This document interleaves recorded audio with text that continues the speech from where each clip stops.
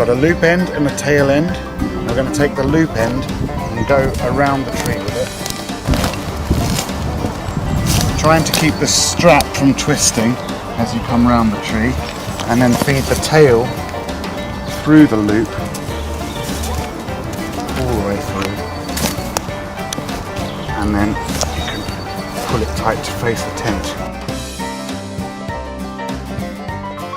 And the tail goes through the D-ring.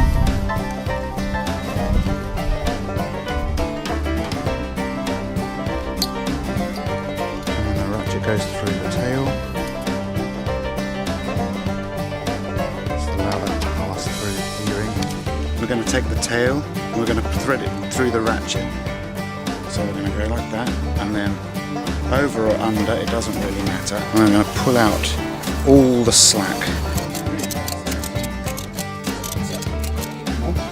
And then we want to make sure that the ratchet is in fully closed position so that this bar sits behind the little nick.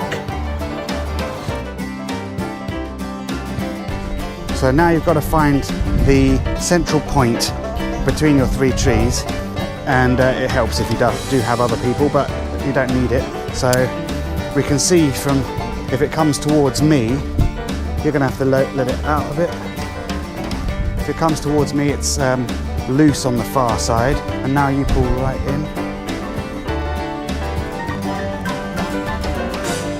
If it comes towards Jane too much, it's loose on this side, so we're going to even those out, and Rob's going to pull back at the end, and you can see slowly you'll be able to find that equalised point between us, I think, to you a bit more. Okay, ratchet.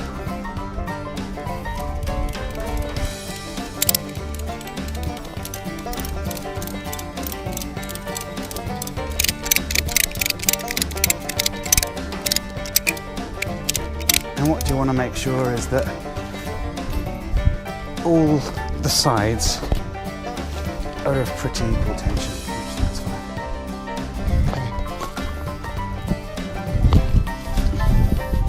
Then we get our poles.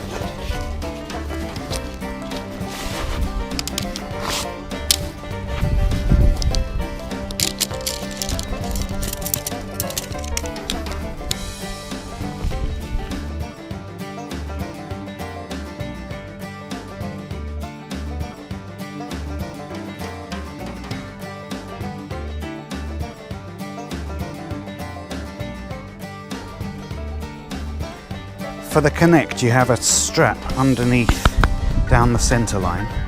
When you're alone, you can actually slacken that off by turning the buckle the opposite way to allow the strap to slip through. That means you get the whole floor of the tensile to yourself. If you're sharing the connect, then you want one hammock on this side and one hammock on this side. Then all you have to do is pull that strap tight, and that will give you a ridge between the two hammocks so that you don't roll into the centre.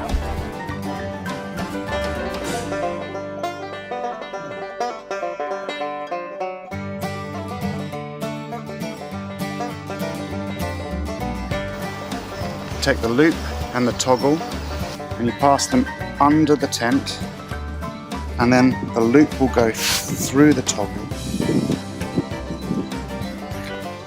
and then the very corner goes through the D-ring to create a weather seal. You want to make sure that it's covering all of the inner tent, and you can bring that round, and it's either hooks straight onto the hook and toggle, or you've got a bungee, depending on which batch fly sheet you've got, and that bungee can just extend back out and clip to the D-ring. If you've got the pegs and bungee, then you can peg out your fly sheet very easily by attaching that peg like that, and then making another loop in your bungee there, like that, which fit onto your fly sheet hooks, and then peg out the wings of your fly sheet.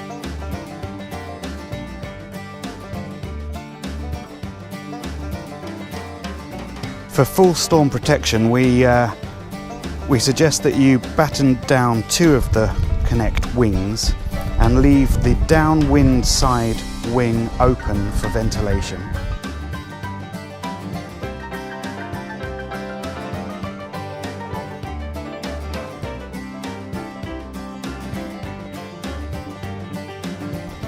When you're taking the Connect fly sheet off, you can use the D-ring at the tail to secure it while you're folding. So just put the tail loop back on and find your 2 front corners, and again you want to get those wings folded inwards, and then together, and then you can find your Tentsile logo if you want.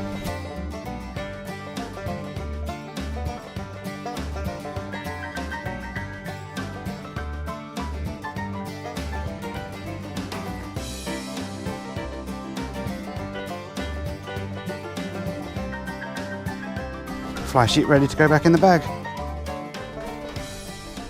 Now to pack the Connect, you just do the same, fold it in half and take the 2 corners that you've got together back.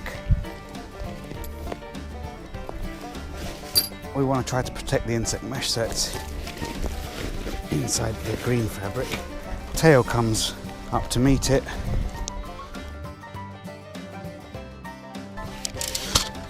Falls into the pole bag, tie it, and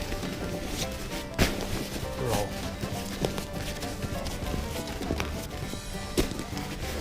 And Connect's ready to go back into the bag.